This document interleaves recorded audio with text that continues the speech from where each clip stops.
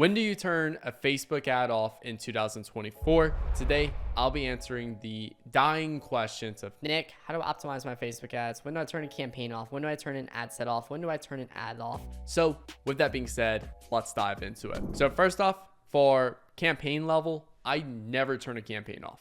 I like when I dive in an account and I take over an ad account from someone else and I'm running the campaign now, I'll usually turn off their campaigns and just have my one campaign. But I do a one campaign structure. Now, again, it's also one campaign per business objective. So from here, all I'm doing is creating one campaign per country.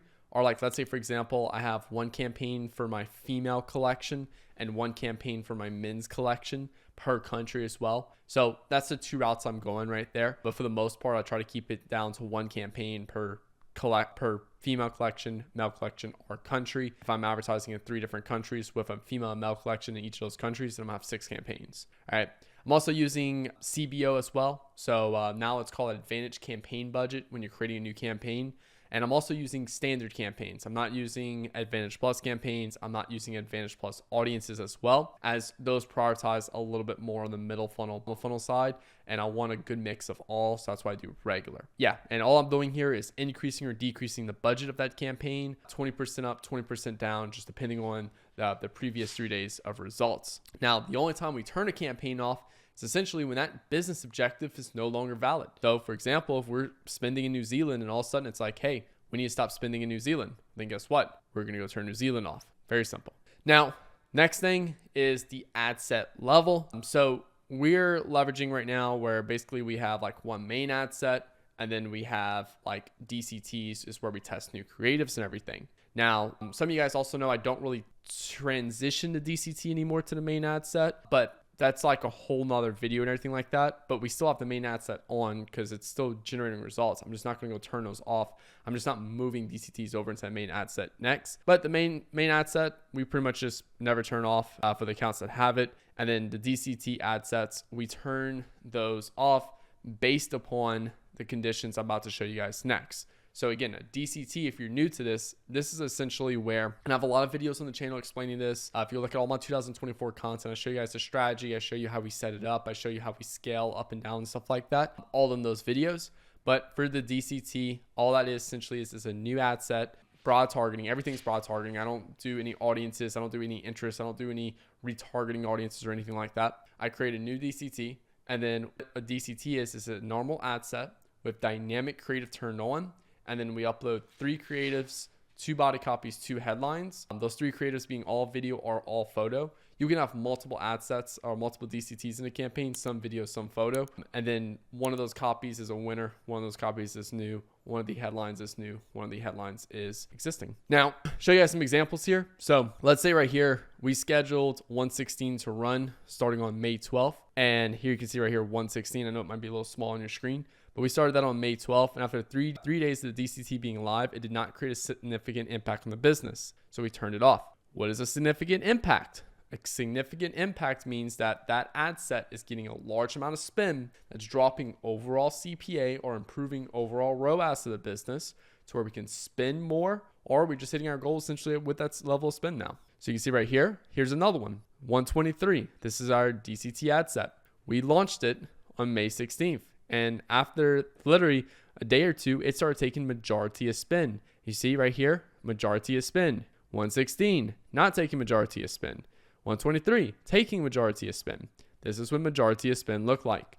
And it positively impacted the overall business. Our triple L saw an increase in profits. Our CPA overall dropped. So guess what? We could start scaling this campaign. And here's just another example of what it looked like 3 days before we launched that DCT 123. You could see they just had other shit that just wasn't working. And then boom, that 123 took off. May 13th through May 15th, May 16th through May 18th. You can see 123 took off. Here's the original. May 12th through May 14th, 116, barely getting any spend. I don't care about spend. Facebook will tell me what works at scale based off how much Facebook spends on it. That's it. So here's how we do it. In short, we're scheduling a DC to go live at midnight.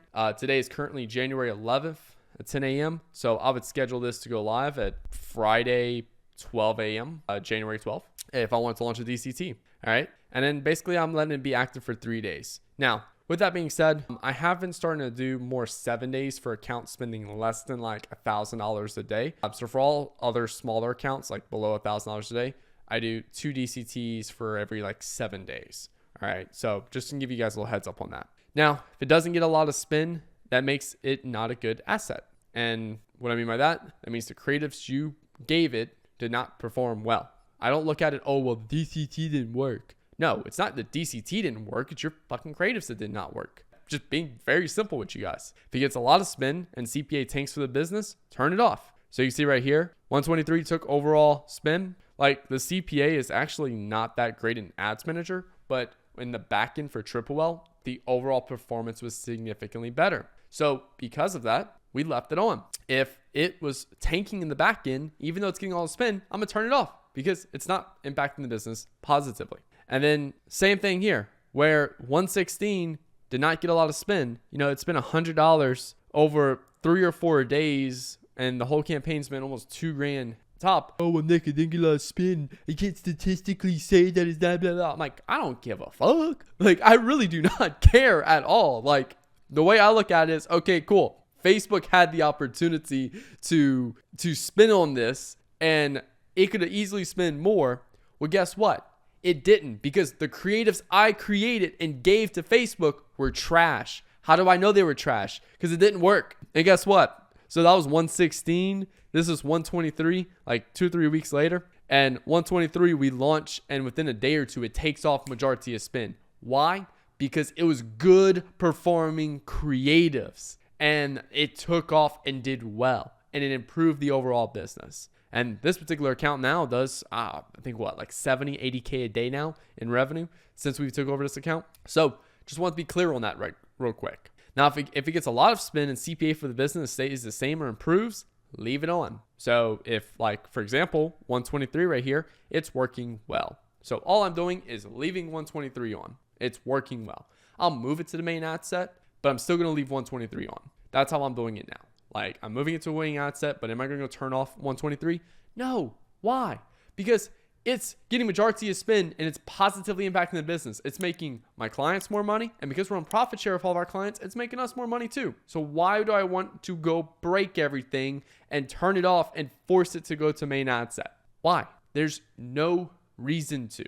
And then the next thing, it's, well, Nick, what image or video won in that 123? I don't care. Like, I simply don't care. Like, it's getting majority of spin for it. So why do I care? Now, from a perspective of like, hey, I want to improve my next creative batch, I fully understand that. So what you can do is you go to the ad level, which I'll just scroll real quick. Go to ad level right here. Click on this little breakdown tab. And then when you click on the breakdown tab, you can look all the way at the bottom and it'll say like dynamic creative element. Click on the dynamic creative element, and then you can choose like video or like what image or video worked, what copy worked and stuff like that. And you can get a little bit more data from it. Just make sure you look at what worked at scale. I see too many people do that and like, well, Nick, I found an image. It got like $5 in spin with a 20x ROAS because it got one little purchase. And then the other one got $1,000 in spin with a 2x ROAS. So why did it spin on the one that didn't perform? It's like, oh no, it performed all right. It's just, it got so little spin. You got one lucky sell on it. And that's why. That's why I always look at things with the most spin. That's what's significant for me. That's what can impact the business or not. It's what spins more at a certain performance. The likelihood of that 20x ROAS getting $2,000 in spin and holding that is 1 to none.